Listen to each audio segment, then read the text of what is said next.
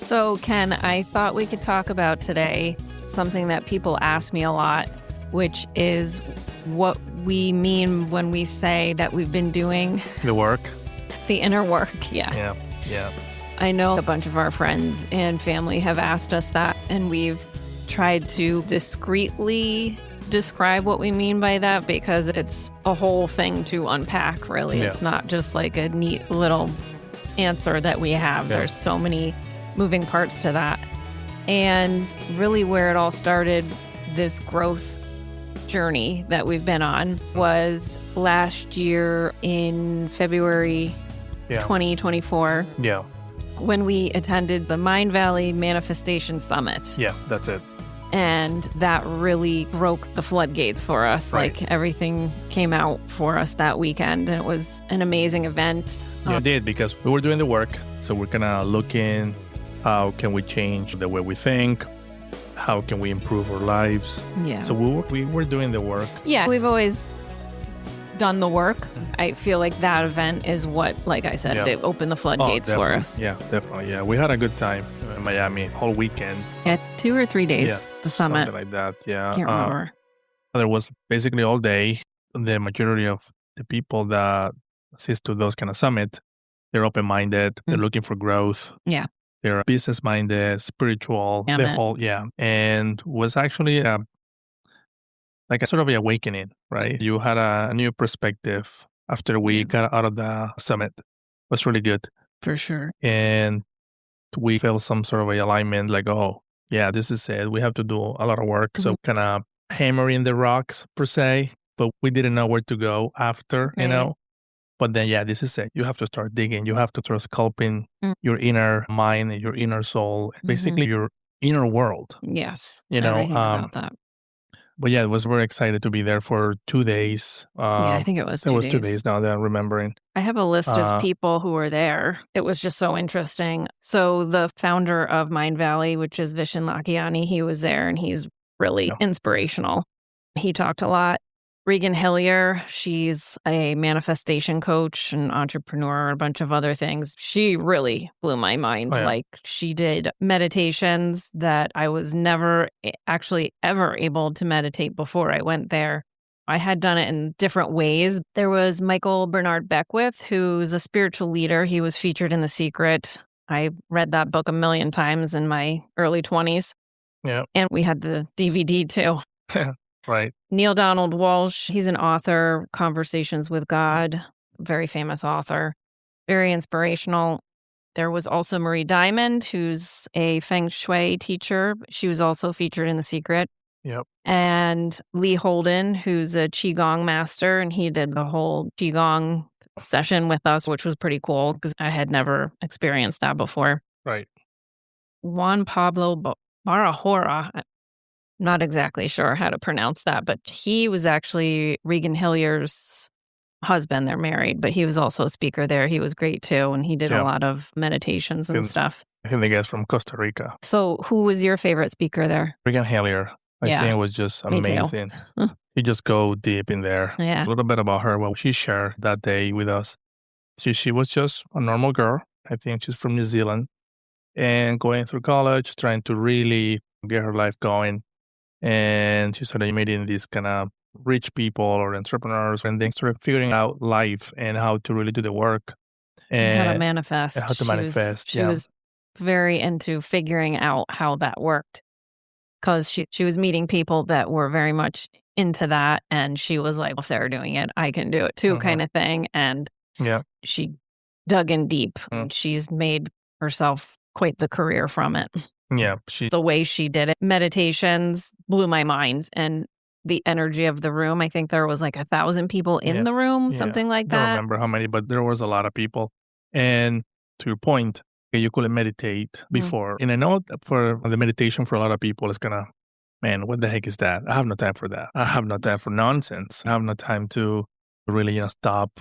And even if I stop, your thoughts are just bombarding you. Which is exactly what I thought. Yeah. So, and you cannot let go. So you're just basically a prisoner of your own thoughts and prisoner of your life. And that's not a bad thing, but it tells you a lot that you have no control that you're basically going through life. And it's just basically the whole schedule is laid out for you and not by you. But a lot of people don't have the time, and we didn't have the time to stop and meditate. And we have some friends, and we heard that for them, it's kind of hard to meditate. Yeah, she was great. She did a long meditation with us. The thing is, you have control over the meditation. Yeah, she's guiding you. But when you shut your brain and you start going into your thoughts, into who you are, and going through the whole process was just amazing.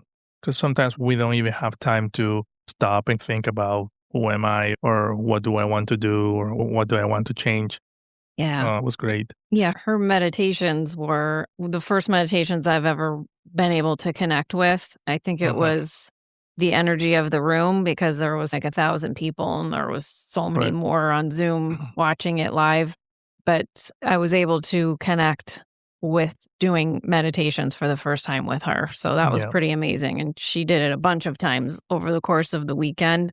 Yeah. And it was super powerful. When we were talking about when we left, we felt like we were like buzzing with energy. Yeah, it was really good. That's really good. And then after that, we are implementing a lot of techniques.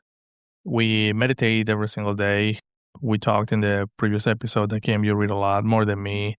We are always seeking, planting seeds in our brain, and always trying to find how to get better, because we still have struggles, right? Oh, yeah. We're still struggling. We're still figuring this out as we go. We're not saying that we're experts by any means, Right. but we've been doing this literally every day since then, putting in some sort of work every day Yeah. and different variations. Yeah. And after that, we started manifesting things for our life. We started getting better in our relationship. We're having a little bit more energy, being more focused on the things we want to get done, even though it's still hard. But after we do the meditations, and we just do the work in the morning or at night or during the days, sometimes I do it after lunch or so. I find 10, 15 minutes, and then I do it really quick. And I feel like I just ground again to continue going through the day. And again, it's just 10, 15 minutes. As we all on social media, just scrolling and scrolling every time we have a minute. Replace that. Yeah. I mean, yeah. So we have a minute to actually do it. That's the way I see it. And that's why, all right, I got to stop and just going to do it for 10, 15 minutes. Yeah. And it works really good for me. It keeps me in tune about my goals and about the day. So I don't take the day for granted on the projects that we're working on. It makes me, hey, remember you have these things going. It makes me think about my family. How can I be a better father? All these things really center me to be a better person, a better version of me. Yeah. And we know that for a lot of people, this is really hard. The meditation thing or the praying is really hard for some reason. I guess we're too busy. We're really busy with our lives. But you have to find a spot. You have to find the time and start doing it. And again, it really worked for us. But things started working out because we were putting the work. We were thinking all the time how to get stuff accomplished. And then we finally found this Mind Valley Summit in Florida. And that kind of really ramped us up to continue. One of the biggest takeaways for me from that weekend was I had an experience because I had such bad depression and anxiety throughout the majority of my life.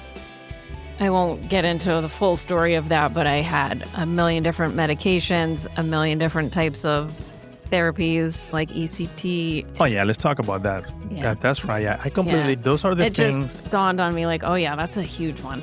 Yeah. And the TMS, I'd have to look it up, but some other thing to treat depression and anxiety. I was going through because I was very much medication resistant and nothing was working for me. Some things did work, yes, and then over the years they would wear off or whatever, but the medications never worked for me. But they did bring me to a certain plateau where I was like able to function. And so I maintained those for years and years of my life. I was on medications, but at the Mind Valley event when I was meditating and just learning all these different things from all these different speakers, for some reason, somehow, I don't know what it was specifically, what was said or what happened, but it was some kind of an awakening for me.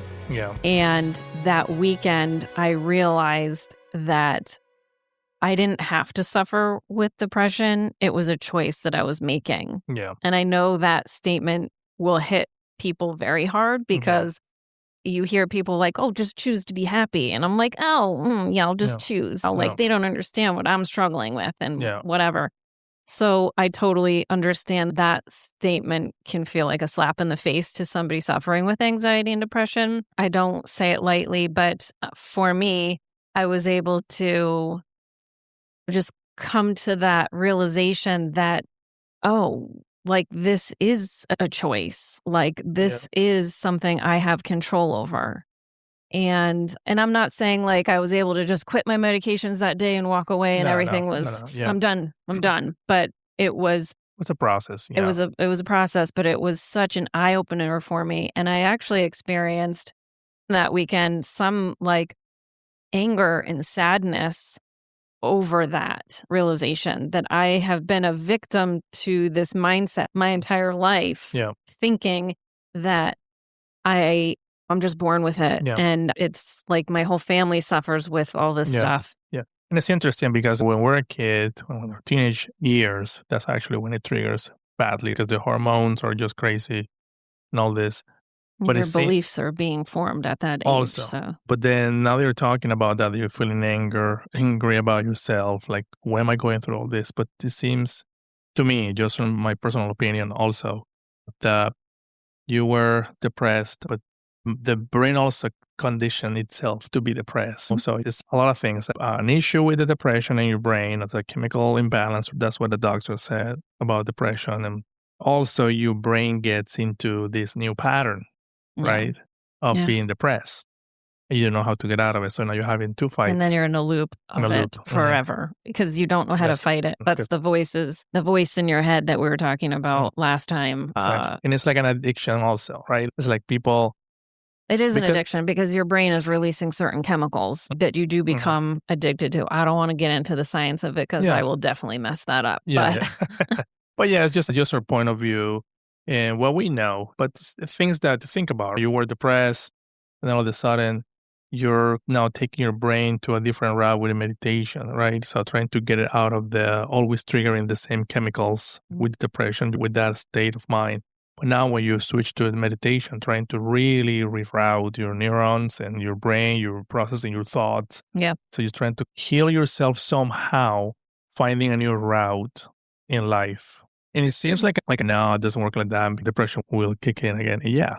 Sometimes I know you get sad. Sometimes I get a little bit depressed. You have your lows, but then you know that you have to get back up. I know how to get out of it. And I know that like my lows, the time that I'm down now is not nearly as long as it used to be. But to wrap up my story of what I was saying, that weekend after I had that realization, I went through that period of like sadness and anger that I allowed myself to be a victim to that mindset my whole life. I didn't let it bring me down because I was so high, like from this natural buzzing of like these meditations and stuff and of all the energy from all these people that we were around. So I didn't let it like hold me down. But I do remember feeling those feelings and being really angry about that I allowed that to happen. And I did feel like I allowed myself to be a victim of this, when in reality, it was really me who's in charge, right? It wasn't. It's like you feel used by yourself. Yes. Like you feel cheated. I felt cheated is the word. Not used, but cheated. I felt cheated out of my life and what it could have been. I felt cheated from all these accomplishments and things that I wanted to have that I held myself back from. And I felt really sad about that. So I did go through a period of mourning. But since we were having such a good time and I was feeling all the good things, I jumped out of that really quick. But I did allow myself to mourn that for a little bit, those feelings of anger and everything. And then I jumped out of that and we enjoyed the rest of the weekend and everything. I learned so much. And so then I took that away and started creating new habits, which would be like the meditation habit, visualization tools. Do you do a lot of visualization? Yeah, I do. I do every single day. Yeah, I do. And that kind of gives me, it's like a reminder also. It's a reminder also that things are happening and you have to feel it. I just want people that are listening. The idea here is just basically share our knowledge for whoever is out there to kind of resonate with you so you can do a little bit of work. And I promise you, it's going to move the needle. It's going to get you out of, where you are right now. Yeah. As long as you keep showing up. Yeah, exactly. Because it happened to us. We were just, again, we were in debt. We didn't know what to do. You were depressed, super depressed. I had some sort of depression, but wasn't near as yours. Yeah, yours was like a situational depression. Yeah. And it was very mature. Immature? I just want to make sure you said that. It sounded like you said mature. Immature. I just want to make sure everybody heard that for the people in the back. And the thing is, like, there's a lot of adults right now, 35s, 40s, that they're immature. They don't even know how to grow up. They're still playing video games. I have nothing against video games, but they're just like in this kind of world that they don't want to get out of the cocoon. Yeah, like hobbies like that. They're okay to use to check out once in a while. But if you're staying stuck in that bubble versus growth, then there's an issue. Yeah, they don't want to take a relationship seriously, take it to the next level. I was like that. Like, I just want to play music at all times. Right. I didn't want to have kids. I just want to rock and roll, baby. That's it. That was it. There was the immaturity piece. Yeah. But then again, you have to realize, come on, for how long are you going to do that? And there's tons of movies like that. Yeah. That they're mature. You have to get out of it. You really have to move on in life. And sometimes for a lot of people, it's really hard to let go. Yeah. But you have to let go in order to get forward. You have to empty the cup to really refill it with something new. You cannot carry these all burden. Yeah. Beliefs. It doesn't really work like that. You're evolving. We're all evolving. We're not the same. When we were from 2 to 5, we were toddlers. And then after that, it's like you continue growing and you continue developing your personality and you continue moving forward. But the goal is to be always better, right? I think we're aging, but that doesn't necessarily mean that you're like, oh, I'm on all for it. No, now you have to just share your wisdom, help others, be kind, be a good human being just for the society that we live in. But one of the things I do that works for me, get up in the morning, 5 minutes. I just use 5 minutes. Set up my alarm, 5 minutes, and I do the meditation. I just basically go through my day really quick, that everything is going to be okay. I'm going to have a great day, and everything is working out perfectly for me. Yeah. That's the first things I do. Then I get in the shower. There's another topic about the power of water. We're not going to talk about that today, but where you're basically cleansing your body and your soul and your mind. This is a whole, like a ritual, but it's not. It's just getting a shower, getting recharged, and then I'm just putting, again, cleansing my body, my mind, getting ready for the day, but setting up my mind that everything's going to be okay. Yeah. Everything's going to be good. And then after that, I don't remember where I saw it, but in order to rewire your brain, learn how to brush your teeth with your left hand. And then while you're doing that, you have to have some sort of affirmations. And so it took me like maybe 30 days to learn how to brush my teeth with my left hand. I was doing that and I was thinking I was kind of building a new me. So implanting new beliefs while I was doing that, because I didn't know how I feel stupid brushing my teeth with my left hand. It's hard. Yeah, it's not easy. But then after a while, and now I got it. And then the thoughts are clear, just as I taught myself to how to brush my teeth with my left hand. Now I have this kind of new thoughts in my head to go throughout the day. Now, this sounds silly, but remember, we are just programmed every single day to do the same. And you want to get out of it. If you want to do something different, something new, you have to start somewhere. And again, these are the things that works for me. The thing is, for a lot of people, like, but I don't know how to change. Yeah. I don't know what to do. You think about it, before I knew all this and before I started doing all this, I didn't know where to start. I had no idea where to start either. The difference is I knew that I was going to start and nothing was going to stop me after I had this epiphany at the Mind Valley event. Like, I was done living my life like as that victim. I just decided that I was going to do the work and make the changes. And I had no idea how, but I was determined to figure it out because I was done living that life. I was done being like a victim of my life. I wanted to take control of my life. I wanted to take control of my depression. And so slowly we started just digging in. Yeah. And now we look back and that was like, like a year and a half ago. And we've been doing the work every single day, no matter how small the steps or whatever it is that we're doing every single day. no matter how small it is, it's again like the compound effect every day. Like it's just, you're building the muscle, showing up, doing the work. Yeah. And it was through, like I said, the meditations, visualization. We had memberships at Mind Valley, and taking all those courses through Mind Valley, they have so many so many tools. different topics and tools and whatever, and you can choose from them. But that was a key component to our change, is that was like where we started. And then we were also watching Gaia TV, and there's a lot of different topics on there, and a lot of documentaries and information on meditation, spirituality, if you're into that, yoga, like all the different things. So there's a wealth of information there. We were digging into that. Right. Just immersed myself in books. I'm eating them up like a book a week. And any spare time, like you said before, instead of scrolling, if it was like a spare minute, whatever, and I would just do that. I started, one of the easiest ways to implement it, I look for like spare time in my day. And in Arizona, they have freaking car lines for every school. So I was like, okay, when I go and pick up my daughter, I'll get there early and I'll sit in the front of the line and I'll use that time to read my book. I get there like 20 or 25 minutes earlier so I can be in the front of the line. And I use that time to focus on myself. I use it to read every day. So every day I have that dedicated time, at least 20, 25 minutes to read. And I love it. And every time you always try to throw me off my game if you're home for whatever reason from work, and you come with me to pick her up and you're like, we don't have to leave yet. And I'm like, nope, this is my time. And I look forward to it. I'm excited to learn. It's my quiet time. Nobody's bothering me. I don't have to do anything. I put my phone down. I turn the radio off and I just focus. And that's like me time. And for me to learn and figure out how I'm going to implement whatever it is that I'm learning. Another big one for me has been hypnotherapy. I've been doing a lot of that and I love it. Okay, before you go to that, I just wanted to say something really quick. Okay. The golden nugget for the episode is you can start right there, right now. Yeah.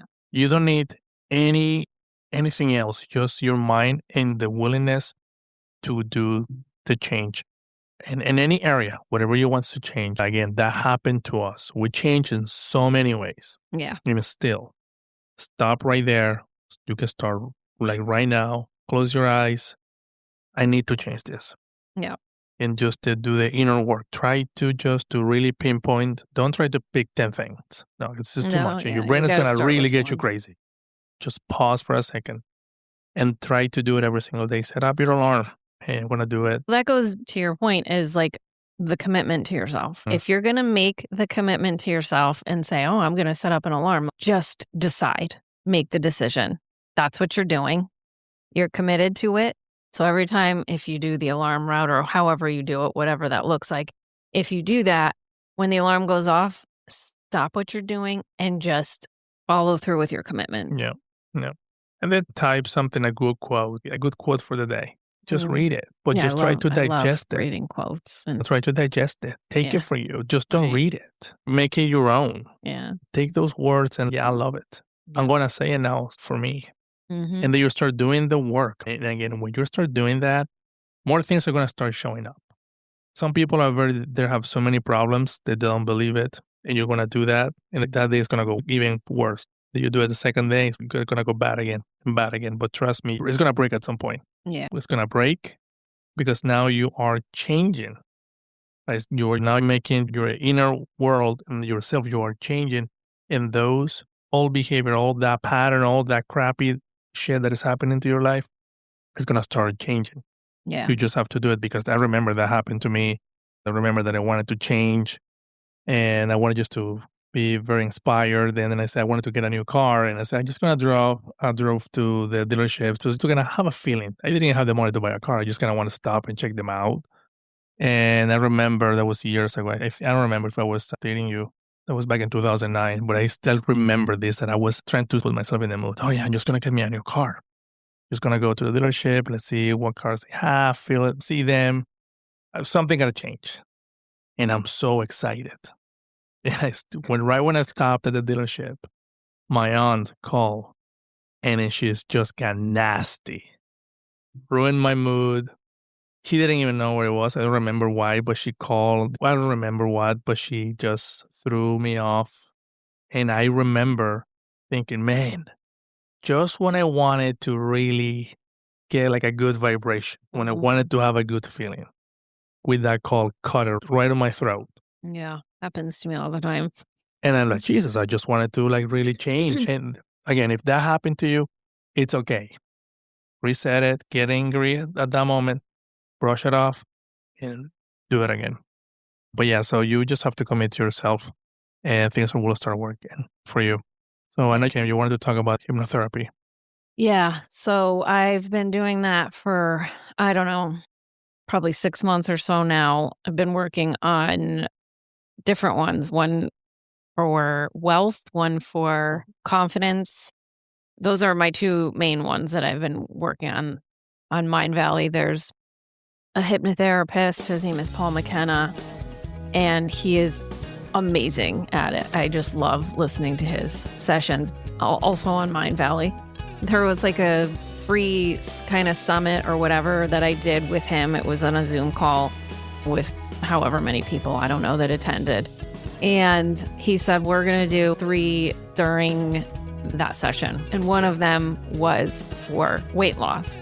It was like a 4-hour summit. And I remember sitting up in the office and doing the whole thing for the whole 4 hours. I was there more for the wealth one and the confidence. I was really excited about those. Like the weight loss, I was like, whatever, I'll just do it. Whatever. It's not like I didn't put any focus into it. I didn't put any attention into that one because my main focus is I wanted to hear the other ones. Anyways, so I don't know, 4 months probably passed and I was like, I totally forgot, never thought about it again, but I did lose weight. I lost 5 pounds and I was like, that's weird. And I was like, I do have a lot of stress and usually when I get really stressed, I eat less. So I was like, maybe that's what it's from. But then I started noticing that I wasn't craving sugar like I always do. I love sugar. I like candy, cakes, ice cream, cookies, that kind of thing. Yeah. I'm very particular about what it is, but I wouldn't say I overeat, but when I have sugar, I eat a lot of sugar. Yeah. But anyways, I have been noticing, like, why is it so easy every day I'm going and I'm eating these healthy lunches when you're at work and stuff, and I'm not like indulging in crap snacks and in between or anything like that. And I was just like, it's just so weird. It wasn't registering what was going on. It was just so weird. But I definitely noticed the mental shift about it. Yeah. And I never related it to that. And then probably a week or 2 ago, I had another epiphany where I was like, oh my God, I did that weight loss hypnosis with Paul McKenna online. And since then, I did lose weight. And that's why I'm not craving sugar like I was craving before. Yeah.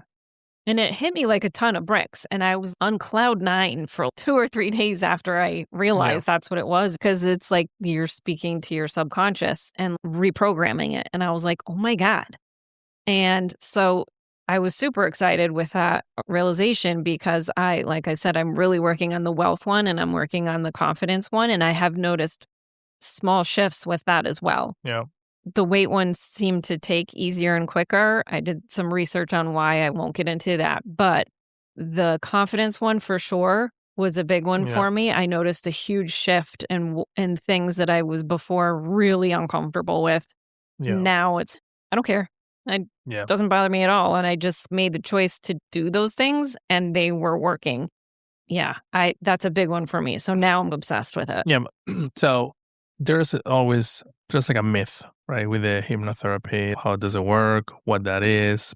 Some people don't even know. What are you talking about? People know the word. There's a lot of negative attention it gets, I guess. Yeah. There's a better word for it. Yeah. But it's as simple as just the work is actually very deep in your brain. It's just like you teasing me with the clock and you say, are you going to go get your clock out and do this? Yeah. I'm like, yeah, whatever. So it doesn't work like that. Yeah. We're not experts, but we understand the concept. And that just basically working your fears and really doing the work really deep in your brain, that all these old patterns that we have ingrained, these codes that they're being programmed through the years, through our parents, through society, how we developed and early when we were younger, and even after. With the hypnotherapy, we're basically kind of rewriting those old beliefs. So you could be, you could get out of, like I said, you wanted to lose weight, and then that kind of really went into those weaknesses in your brain. Again, Yeah. we're not expert, but we know that when you do those kind of hypnosis, if you really put your intention, if you really close your eyes, if you really want to do the work, Yeah, but the funny thing is with that one, I was just just will like, work. I just showed up. Oh, wow. I was just like, I didn't Amazing. put thought into it. Yeah. Of course, I get they put you in this trance, which is like Yeah. a meditative state. It's not Yeah. really much different, in my Yeah. opinion. But I wasn't like super focused and, oh my God, I Yeah. gotta lose weight. Or Like, I was just like, I just let it flow Yeah. and then didn't think Yeah. about it again. Yeah, another thing is that again, you've been doing a lot of work with meditations and stuff. So your Yeah. brain, you can go really deep into you. I know for a lot of people, it's what do you mean going really deep into your thoughts? Or what do you mean really shutting off your brain? It's just basically releasing all the pressure and just relax completely and Being just present, being present. Yeah. being in the moment, And and and we know that's really hard for a lot of people. Like just to turn super it hard off. because my mind doesn't shut up. Shut up. Yeah. Yeah. Mine, I just turned it off and I just kind of really, when I do my meditations or my prayers, I just kind of really go quiet and I just focus on that.